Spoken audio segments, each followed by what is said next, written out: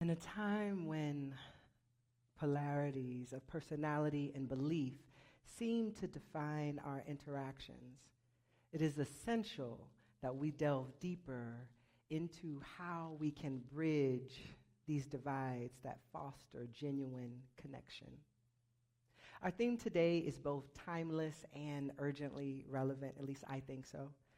Embracing the many, a journey towards wholeness in a divided world. Well, let me ask y'all, do y'all agree that we are in a divided world right now? What do y'all think? Yes? I see some that's like, well, maybe not, maybe a little.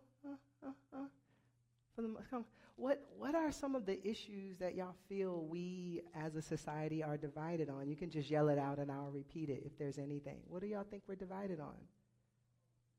Politics? DEI. What does DEI stand for? Do y'all know? Diversity, equity, and inclusion. We are definitely divided on those matters. Are there any other things that just pop up in your mind for things that we're divided? Religion. Oh. Well, not here though, right? Not in this church. Although, I mean, that's not the topic of the conversation, but it does bring up the question. I would also add things like immigration is at the top of the list of my mind for things that we're divided on. Abortion and reproductive rights, gun control, healthcare, environmental policies, LGBTQ justice. Oh my God, the list goes on. Each of these issues presents its own distinct set of challenges that goes with it, and they also represent a sense of interconnectedness in the way that they impact our collective psyche and our ability to see one another as a part of the shared human experience. So even these issues point to our connection because of the ways that we are all impacted by it. In our reading today, Gareth Gwynn said that the polarities of personality often present as victim and oppressor, the right and the wrong.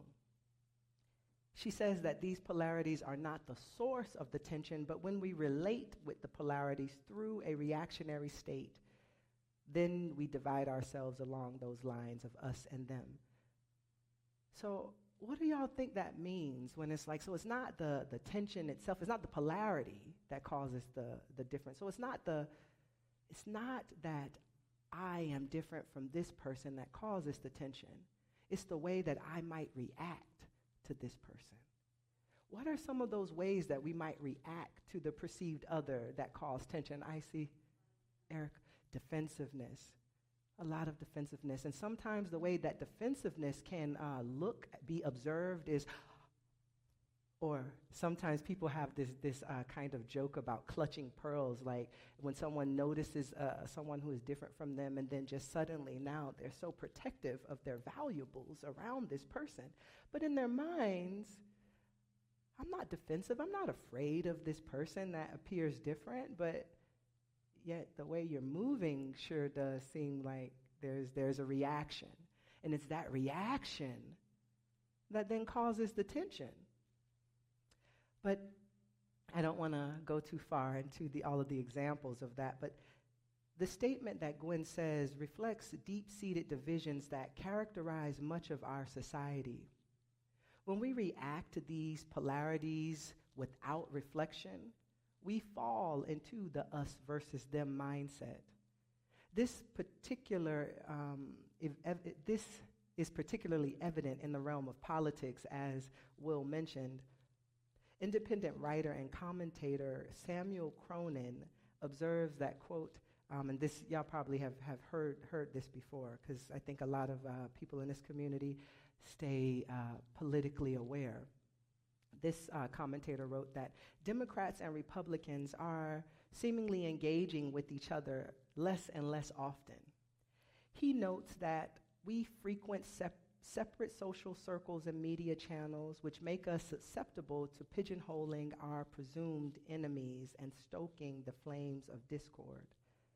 This phenomenon is evidenced by the growing taboo against marriage between opposing members of political parties. I didn't know that. Like that more people are like, if I'm a Democrat and you're a Republican, don't be trying to date and think we're gonna get married. I'm like, wow, that's a thing now, apparently. This phenomenon is evidenced by this taboo that's growing, and the fact that Democrats and Republicans are becoming less inclined to live near each other. Now, I would have thought that this is crazy. Like, we don't want to live next to each other. But I was visiting some folks in the community, in our local area, who was not complaining, saying they wouldn't want to live next to someone of what they feel is an opposing political party. But they were reflecting, they're noticing of that neighbor seeming to have some distance from them because they knew that this person was liberal-minded, and they're like, oh, I don't want to be associated with those liberals over there.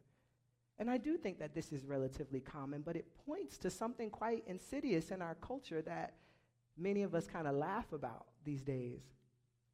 The thing that makes it not so much a laughing matter to me is that this writer, this commentator, goes on to say that, even more telling, a nationally representative study found that 20% of Republicans and 15% of Democrats say, this is the part that's concerning. I don't often focus a whole lot on politics, but this is the point, that 20% of Republicans and 15% of Democrats say that the country would be better off overall if large swaths of the other party just died. Like, I know, and I say this kind of laughingly because before, when I lived in California, before I moved to Florida, we would make jokes about, like, oh my God, Florida should just, that whole state should just be cut off because what those guys are doing down there is just crazy. We joke about it, but then there's some truth to this feeling of, like, what if we just do away with that whole such and such color state? We say these things and not really connect that these are whole people that we're just like, wipe them out. But then around the world, there are wars where people are actually wiping out whole swaths of people for their differences of opinion. And even though it's different, I'm just pointing to this thing that maybe we hear very liberally minded people who joke casually about, like, we could just do away with this whole state of people. What are we joking about? I'm just bringing it up. I'm not saying that I'm not guilty of making the jokes. I'm saying it as I smile as a person from California. I'm just lifting things up for conversation, as we think about differences and how we hold differences of opinion. These statistics, more startling, they highlight the extent to which our society has become divided, not just ideologically, but on a deeply personal level. Another person, Pierce Goodwin, founder of the Listen First Project and advocate for bridging divides through conversation, introduced me to the concept of meta-misperceptions. Have y'all heard of that before? Meta-misperceptions. So this refers to not only misperceptions of the other group, but also the misperceptions of how they perceive us. And so an example of this might be, we were talking about our banner was stolen. So very easily we could come into this narrative of, like, those people who stole our banner, they're crazy, they're out of their, those doggone, I don't know if people might say I don't know what the fill in the blank is, but those people who stole our banner, that we don't really know was stolen, but we're going to go with that. It's easy to start looking at this group of those people, those crazy people, who then we create a narrative of what they must think about us in order for them to do it, but we don't actually know what those people think about us. But now we've created a perception based off this. That's meta misperception. Does that make sense to y'all? For the most part.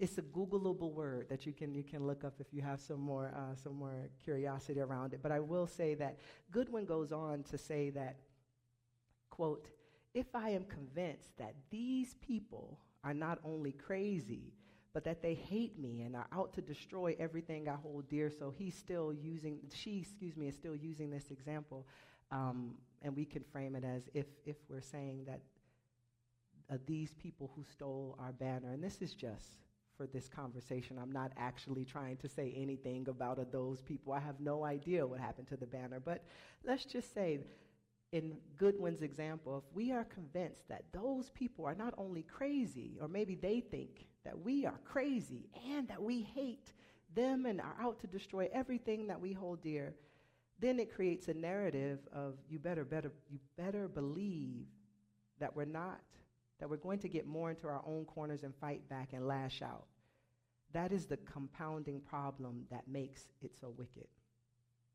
So this cycle of misperception and retaliation creates a vicious loop that perpetuates division and prevents the healing. When this happens, we must pause and consider alternative approaches to understanding and engaging with those we perceive as different from ourselves.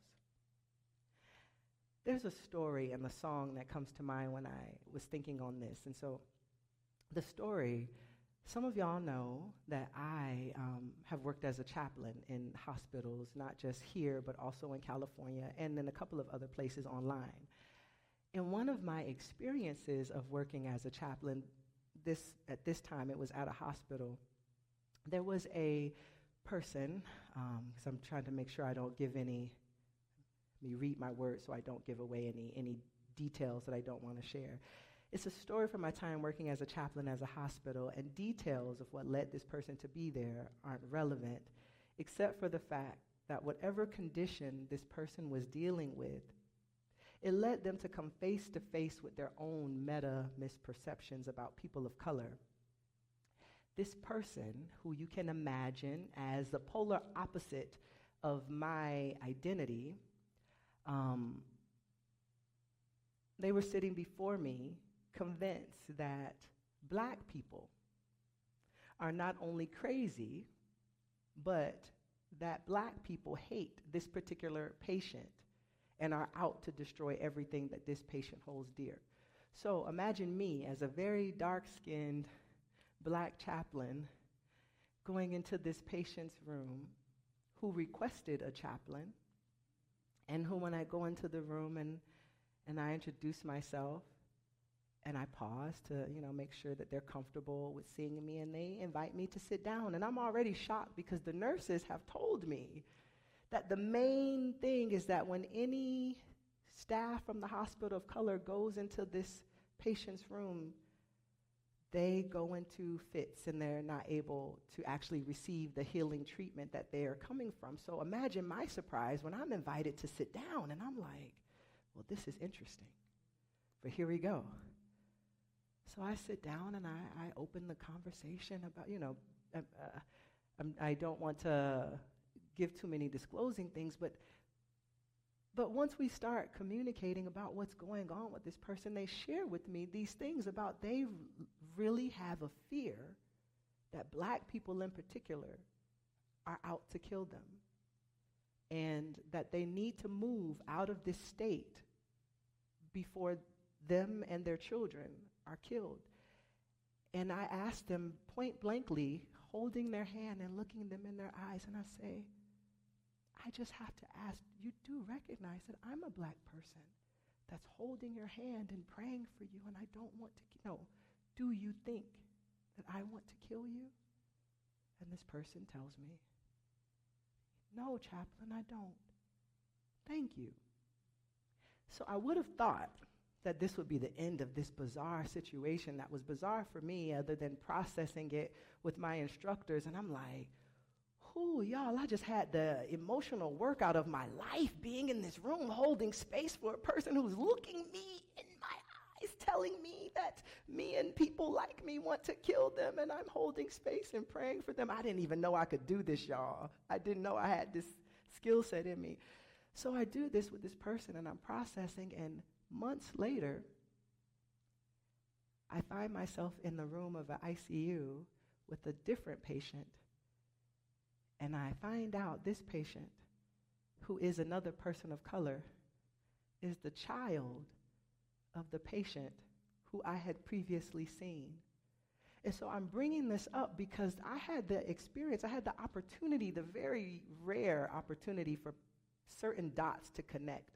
So when this person who had been meeting with me was in their own healing experience, whatever their health circumstance was going on was causing them to process their internalized racism from them being married to a person of color and giving birth to a child of color when they themselves were not a person of color, and they were reckoning with this experience in themselves, and I just happened to be along with them in that journey.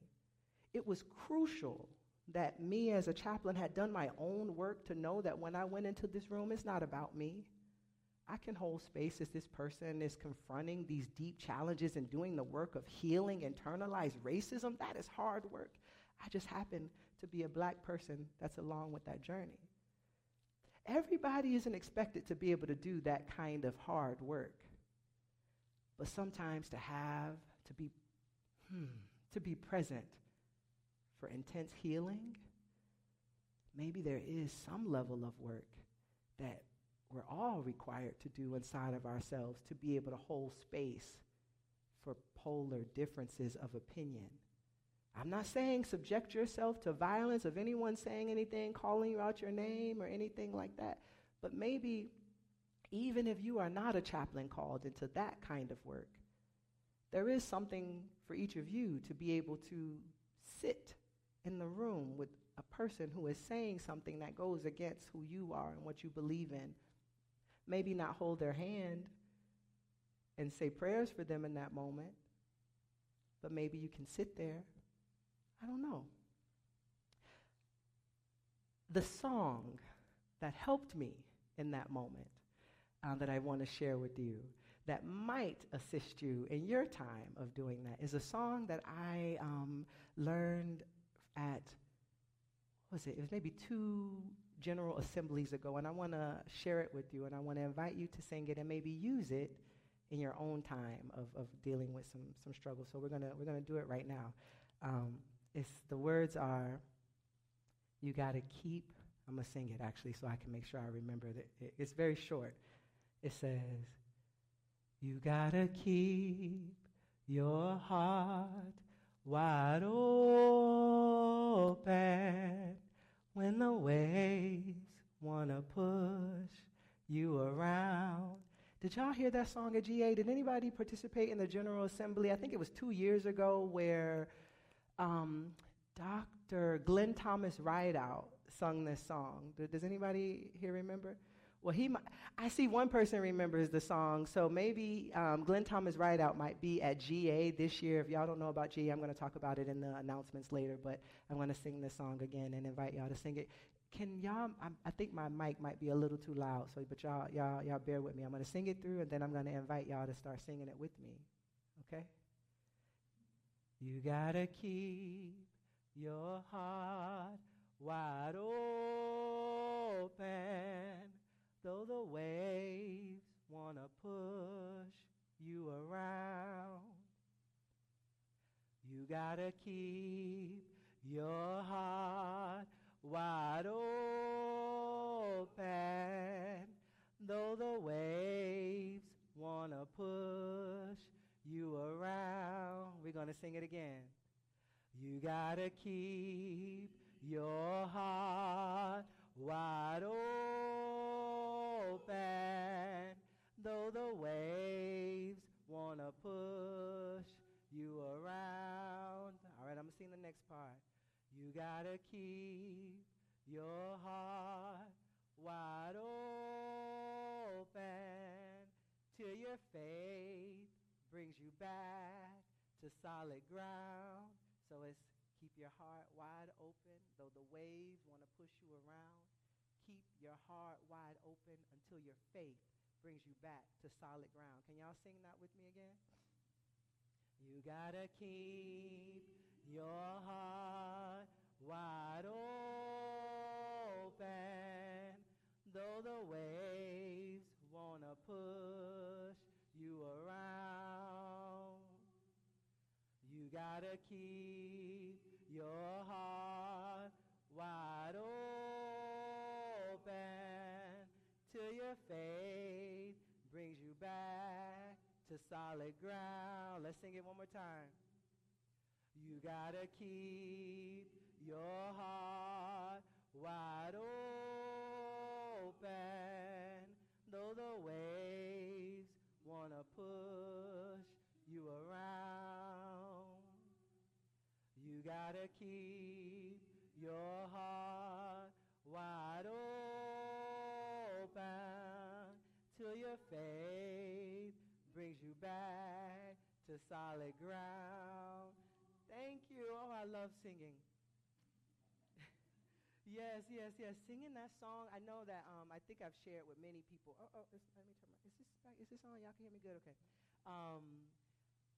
A lot of times singing is my meditative prayer, and in those moments where I feel myself literally stretching to be present, I'll notice that a song will start singing in my spirit to assist me in that stretching process. And so I offer that song for you for when you're in those moments where someone is literally calling you to stretch in that moment. Maybe that song, that haunting melody could start playing in your mind of keeping your heart wide open. That's open, open, open. And another time, oh, there we go. Thank you. Oh, it's just, thank you for helping modulate my voice when I'm singing and speaking. Playing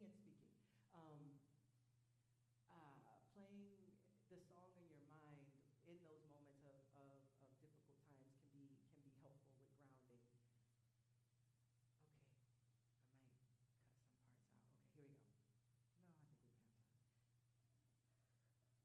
I did include for singing in the middle. So Friedrich Nietzsche once said, and this was connected to our description for the service, you have your way and I have mine.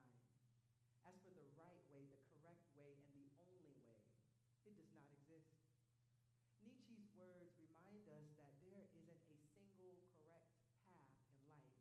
Instead, there are many ways to experience and understand the world.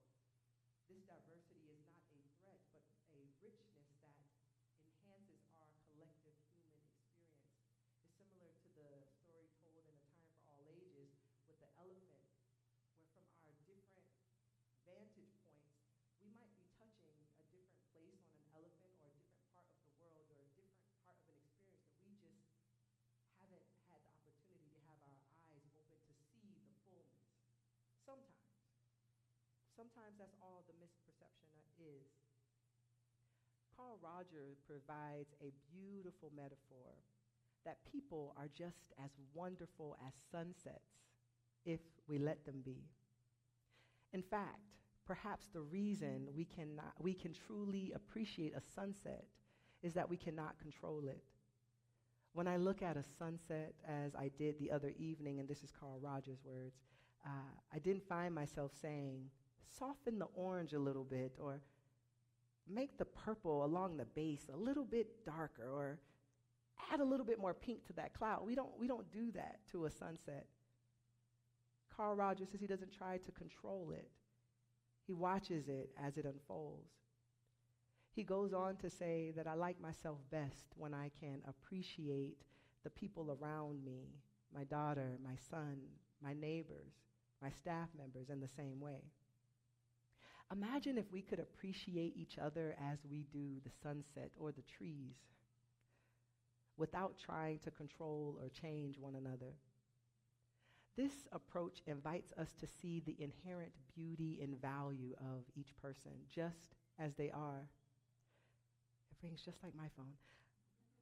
However, appreciating someone's inherent worth doesn't necessarily mean agreeing or completely accepting all of their views. We might not wish to change the beautiful but perhaps momentarily disagreeable sunset of being that our neighbor represents, but we don't have to accept their colors or their perspective as our personal truths. One of my favorite quotes that is leading me to the closing, one of my favorite quotes expresses this sentiment perfectly. that boundaries are the distance at which I can love you and me simultaneously. Prentice Hemphill goes on to say, boundaries give us the space to do the work of loving ourselves.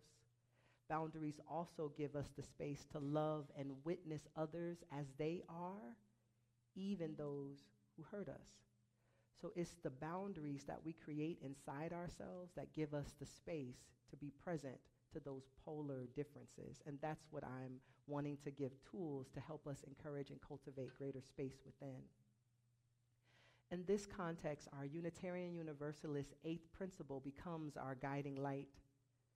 Affirm and promote journeying towards wholeness by working to build a diverse, multicultural, beloved community by our actions that accountably dismantle racism and other oppressions in ourselves and institutions. I know it's a mouthful. And this month is UUCT's 2-year anniversary of adopting the eighth principle. I was just reminded of that. Did y'all know that, folks of UUCT, that y'all adopted this principle 2 years ago this month? So we celebrate that as we honor this sentiment of pluralism. As we draw these threads together in closing, I ask that we remember that our journey towards wholeness is ongoing. It requires continuous effort, self-reflection, and a willingness to embrace the many facets of our shared humanity. Together, we can create a world where division gives way to unity and wholeness is celebrated in every soul. Amen. Thank you.